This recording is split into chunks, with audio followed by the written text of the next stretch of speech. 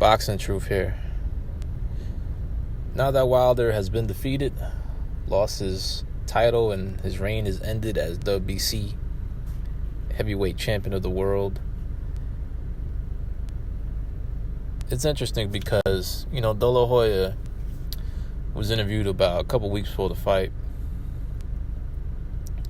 and he was rooting for Wilder to win. And the statement he said was, "For the sake of American boxing, I hope Wilder wins." So, Oscar De La Hoya is worried about the state of American boxing. And when you look at the pound-for-pound list, there's not many American fighters being regarded as pound-for-pound the best in the world. It's mostly fighters from Eastern Europe or other side of the world. You got the British heavyweights dominating the scene, a golden age for them. But it's the opposite for the state of America. For the U.S., there ain't no dominant heavyweight that's on the rise. Now that Wilder's lost, his reign is over, and he's most likely going to get his ass whooped again in a potential third fight with Fury. I hope he doesn't take the fight. Hopefully he just steps aside and allows Fury and Joshua to fight for all the marbles, and then he can take on the winner. What's the worst that can happen? Wilder should pray that Joshua somehow beats Fury, because Wilder has a better chance of beating Joshua than he ever does in beating Tyson Fury. But you gotta look at the state of American boxing. I think we should be worried for the sake of American boxing. Trevor Bryan signed with Don King.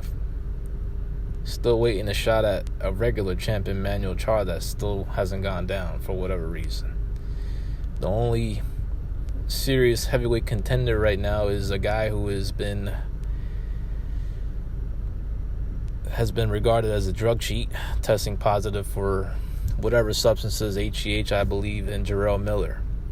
Jarrell Miller is the only serious heavyweight contender that could possibly challenge or even have any chance of beating Tyson Fury or Anthony Joshua. Miller had his shot, blew it last June, and gave the opportunity to Andy Ruiz, and the rest is history. Adam Kanowski from Poland. You see it, man. Michael Hunter's too small. Good heavyweight. I would say considered a top 10 contender in the division, but it's too small to beat the likes of a Joshua or a Fury. But he is a serious heavyweight and a legit contender, but will fall short against the elites of the heavyweight division. So you look at through the divisions. The light heavyweight division is dominated by Russian fighters. There's no serious American prospect there. Marcus Brown's a hype job. Pascal still hanging around, disposing of PBC fighters who are hype jobs in the light heavyweight division. Super middleweight, you got David Benavidez, who's considered American. You got Caleb Plant, but neither is regarded as pound-for-pound level fighters as of yet. Middleweight division, Andrade can't get a fight. He's on the outs. Jamal Charlo, there's no significant fights on the horizon for either guys as of yet. So you look at the state of American boxing. Who is the guys that are considered pound for pound? There's only two. Well, when it comes to my list, you got Terrence Crawford. You got Errol Spence. Those are the two currently best regarded as pound for pound level American fighters. And that's going forward. That's not really. It's troublesome. Just last century, there was nothing but American fighters regarded as pound for pound. Now there's only two. So the state of American boxing is definitely something to worry about. There's definitely good fighters, like good champions like Jose Ramirez. You got Regis Prograis trying to get back into the mix. Teofimo Lopez has an opportunity of a lifetime to dispatch of a top 5 pound-for-pound level fighter in Lomachenko, and the odds makers see it as a real fight.